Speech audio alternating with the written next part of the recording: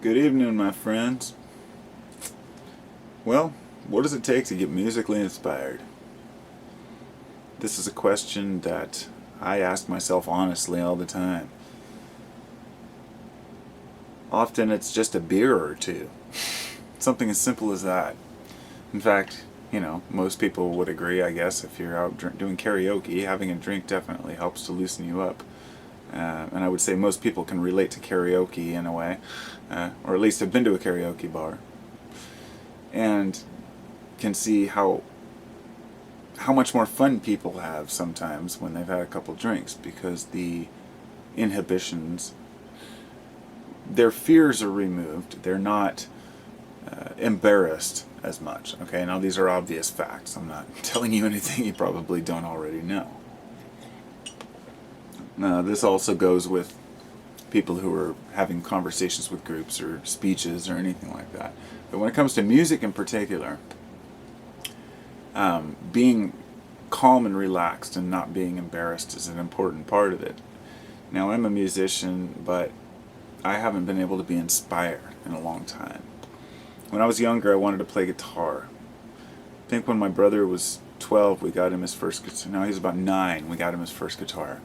And I really wanted to get a bass. I didn't get one till I wanted to get a guitar, but I ended up getting a bass when I was about 15. Actually, it's still in the back room there, and I was just looking at it. It's an old Samick. And I had a really good time playing it with my friends. And we played in a little rock band for a couple days and practiced for this little show at the teen center, and just kid stuff. Years later, I played with my brother, and we played in a punk band, First in Line, and then Related Material, which changed to Time to Spare.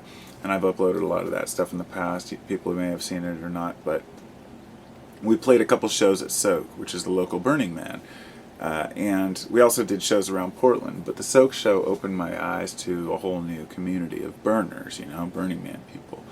And I was very honored to be able to play there, because they only really had a couple bands playing. Most of it's just, DJ techno stuff. So we played there the next year too. And then the year after that, my buddy left, and he had to leave town. Sam, our drummer, who also played the Moog synthesizer. There was just a 3-piece, and we loved it. We tried to bring in 4th people, it just never worked. My brother played guitar and did vocals. I played bass and sometimes backup vocals. And Sam would do the Moog synth and his trap kit, and he did a phenomenal job. And, back then my Samick was crapping out. I actually just pulled this one out. This is my bass. It's nothing special, really. It's just a Spectre. I got it for, I don't know, just like $400, maybe something like that, on sale. I think it was like 800 new, so nothing special, but in the line of basses. But the action's good and it feels right, and I enjoyed playing it. And I actually just pulled out this pedal that I found, which was my effects pedal I bought for it for like $100 or something, and I just never used it, maybe once.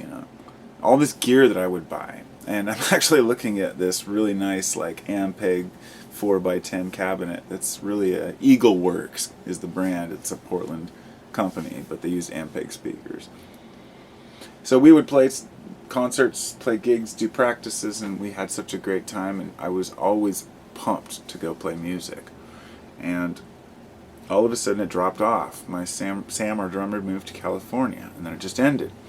And my brother, who was always a phenomenal guitarist and songwriter, he was bound and determined to be famous. I mean, that was always his thing. And he played with several other people, tried to continue on the band. Then he tried to do his own solo thing up by Hood River, and he does shows in Hood River and like White Salmon. He's like, has his loop pedal and does all this stuff. And one day he was just broken, and it kind of broke my heart. He just said, man, I realized that I was after this false dream, and I was like, it kind of hurt my feelings, because I always knew he'd hit that, but really to hear it from him, it was like, damn, that's all he ever wanted. And goddamn it, if you want to be a rock star, be a rock star. It's my brother. But he sent me a song last month, actually, which is why I have my bass out. I'm working on it, and he wants to put out a new album with me, him, and Sam. And unfortunately, our drummer Sam, bless him, his sister had an You know, her husband shot her on New Year's Day, I believe it was, or maybe it was Christmas Day, and it devastated the family, and so he was kind of had to fall out of the project for a while, and you know, maybe permanently, but give him his space and see what happens. But the point there is that we all go through different things in our lives, and it's hard to come together at the same time when you're an adult and you're trying to play music. And I envy the kids out there who can just get together and play music in a band. You know, no obligations. They don't have kids of their own. You know, they can just make as much noise and go practice and play whenever they need to. It's a cool thing. And, you know, if you are a musician, you know what I'm talking about.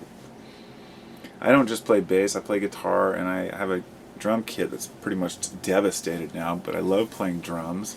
I love playing bongos. I would love to learn how to play a keyboard. I can do a couple chords, but that's the one I never learned. And you know, I'll pretty much try anything. I've played ukulele and stuff like that, but one thing I'd really like to get is a couple touchpads and start doing my own dubstep and electronic music, because I have a really strong passion for what I want, what I hear in my mind, with the dance music I would like to hear, you know, the kind of music that really moves me, or techno that moves me. And I could throw some of my own bass lines in it, but one of the most amazing fusions that's happened over the last few years has been techno or electronic music with jam band music. It's become awesome. You know, Grateful Dead was very traditional style jam band, and then, or the traditional jam band, mind you. Then Fish is much, you know, they have a few more technical, kind of strange, you know, weird sounds, but they're still pretty much just music.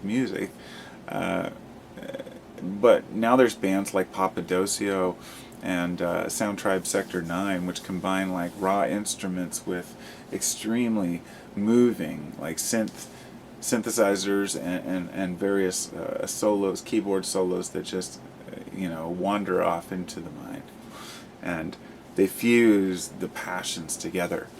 And seeing this and hearing this, especially listening to Papadosio, their new album, which is Tetios, it's To End the Illusion of Separation. It's the name of the album. And the whole album is about, you know, there's not many lyrics. They don't do a lot of lyrics, but they're, you know, the ones that they do are really, seems like there's more on this album. I'm not sure. I guess they do quite a few, but it's just there's so much live jamming that it just kind of overrides it. But that's what's important. That's what like Fish does, you know. In their studio albums, there's lyrics, but the lyrics are short compared to the jams. So anyway, there's a song on there, and it's called, I wish I could remember. The album's great, but there's a particular song that I saw the video for, and it's just people's hands in circles. I'll try to find the link of it, and it's just out in this field and bare feet in the grass, and it's about the connection between all of us, the bond between all of us, the bond that we can feel, the music that we can feel between each other, between our hearts, between our minds. When I play in a band with my brother, if there was anything ever that really made me question a psychic connection between people, a lot of folks would say they've had psychedelic experiences where there were psychic connections, and sure, I've had some very many experiences like this where somebody says something or does something that's just like too out of the ordinary, and you know, you just can't chalk it up to chance. When it comes to music, though, it's just something that most musicians just take for granted, that you hit the same note, that you jam the same way.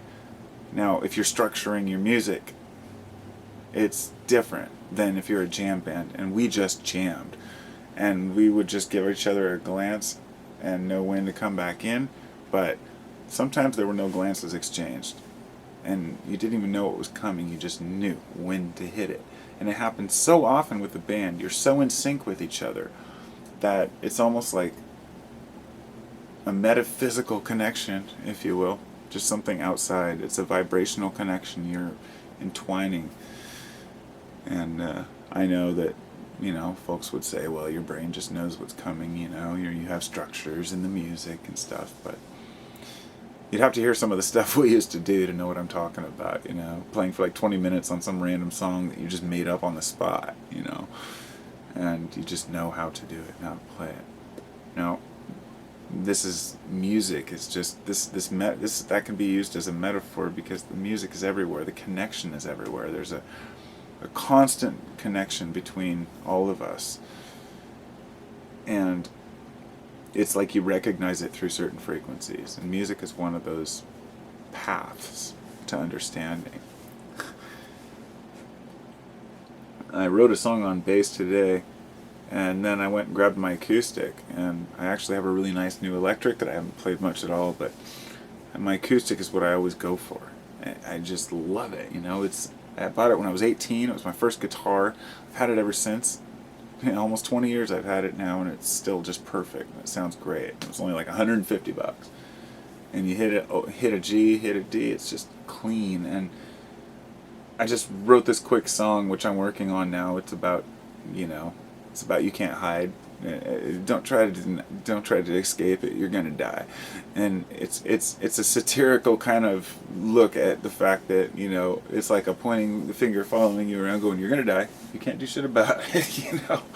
And it's designed to make people laugh. I'm gonna play it at Soak, you know, and because I really enjoy kind of using music to poke and prod at the raw reality of what life is, you know. And there's no sugarcoating it. We're all part of it. Anyway, I hope y'all have a great afternoon. Peace and love to everybody. Talk to y'all soon. Say hi to your mom and your dad or your kid or your dog.